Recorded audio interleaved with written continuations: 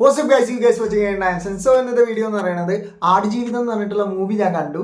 എങ്ങനെയുണ്ട് ചോദിച്ചാൽ സാധാരണ മലയാളം സർവൈവൽ മൂവീസൊക്കെ എന്താ പറയുക, അങ്ങനെ ഭയങ്കരമായിട്ട് വിജയിക്കാനും ആൾക്കാരിൽ ഉൾക്കൊള്ളാനും ഭയങ്കര ടഫാണ്.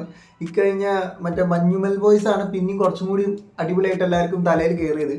അല്ലെങ്കിൽ ഇങ്ങനെ കയറൂല, കാരണം ഭയങ്കര ടൈം എടുത്ത് ആളുടെ ഫുൾ സീനും എല്ലാ കാര്യങ്ങളും ആൾ അനുഭവിച്ച കുറേ കാര്യങ്ങൾ ഇങ്ങനെ കാണിച്ചു തന്ന് ഡ്രാഗ് ചെയ്ത് പോകുമ്പോൾ ചിലപ്പോൾ എല്ലാവർക്കും തലയിൽ കയറിക്കൊള്ളണമെന്നില്ല.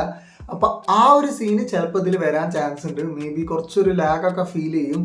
പക്ഷേ വൃത്തി ചെയ്ത എൻ്റെ മോനെ ആ ക്യാരക്ടർ കുറേ കഷ്ടപ്പെട്ടിട്ടുണ്ട് ചെയ്യാൻ. എൻ്റെ മോനെ ഒരു സീനുണ്ട്, ലൈക്ക് ഒരു നെയ്ക്കഡായിട്ടൊരു വാക്ക് ചെയ്യുന്ന സീനുണ്ട്. അതിൽ പൃഥ്വിനെ ഞാൻ കണ്ടിട്ട് ഞെട്ടിപ്പോയി.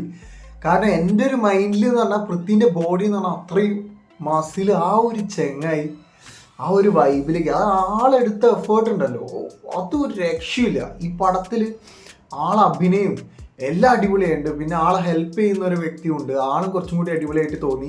പിന്നെ അയാളുടെ കൂടെ വന്ന ആളെ എനിക്ക് അത്ര കിടലായിട്ട് പേഴ്സണലി തോന്നിയിട്ടില്ല. മേ ബി ആ ഒരു ലാംഗ്വേജ് ഒന്ന് എനിക്ക് അങ്ങോട്ട് സെറ്റ് ആവായിട്ടായിരിക്കും.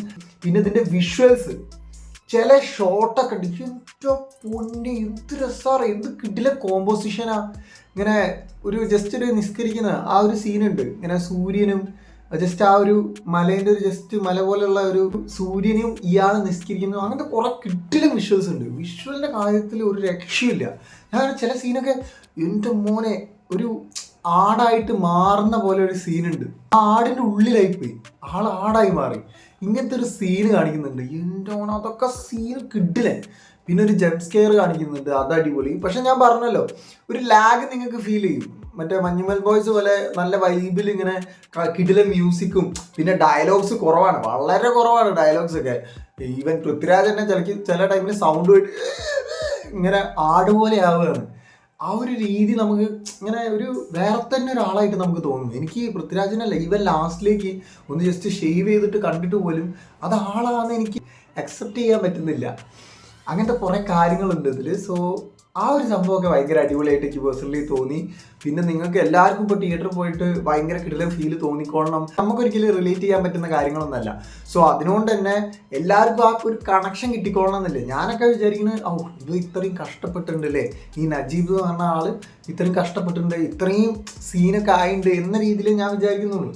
അല്ലാതെ ആ ടൈമിൽ എല്ലാ ടൈമിലും എനിക്കൊരു ആ ഒരു എഫക്റ്റ് എനിക്ക് കിട്ടിയിട്ടില്ല.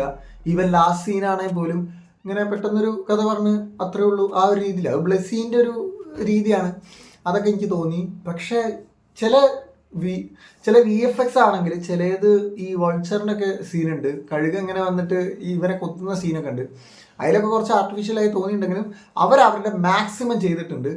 നല്ല വൃത്തിക്ക് വിഷ്വൽ കുറച്ചും കൂടി നല്ല വൃത്തിക്കൊക്കെ ചെയ്തിട്ടുണ്ട്. ഞാനിപ്പോൾ ഒരു എക്സാമ്പിൾ പറയുകയാണെങ്കിൽ ഈ പത്തേമാരുണ്ട്, അത് ഇതിനെക്കാട്ടും കുറച്ചും കൂടി എനിക്ക് ഒരു ഉള്ളിൽ കയറിയുണ്ട്, എന്താ അറിയില്ല. പക്ഷെ ഇത് അത്ര കയറിയില്ല. പക്ഷെ ഇതിലെടുത്ത ഓരോരുത്തരെടുത്ത എഫേർട്ട് അതൊരു രക്ഷയില്ല, അതെനിക്ക് പറയാതിരിക്കാൻ വയ്യ. ഭയങ്കര കിട്ടിലായിരുന്നു. ഞാൻ ഇതെന്തായാലും ഈ ഒരു സംഭവം പ്രതീക്ഷിച്ചിട്ട് തന്നെയാണ് പോയത്. കാരണം സർവൈവൽ മൂവി മിക്കതും ഇങ്ങനെ തന്നെയാണ് വരിക. എനിക്ക് പേഴ്സണലി ഭയങ്കര ഇഷ്ടപ്പെട്ടു, പക്ഷേ എല്ലാവർക്കും ഇഷ്ടപ്പെട്ടോണമെന്നില്ല. സോ നിങ്ങൾ ആടുജീവിതം കണ്ടിട്ടുണ്ടെങ്കിൽ നിങ്ങളുടെ അഭിപ്രായം എന്തായാലും കമന്റ് ബോക്സിൽ കമൻറ്റ് ചെയ്യുക. Thanks for watching, thanks for watching. അപ്പം നമുക്ക് കാണാം.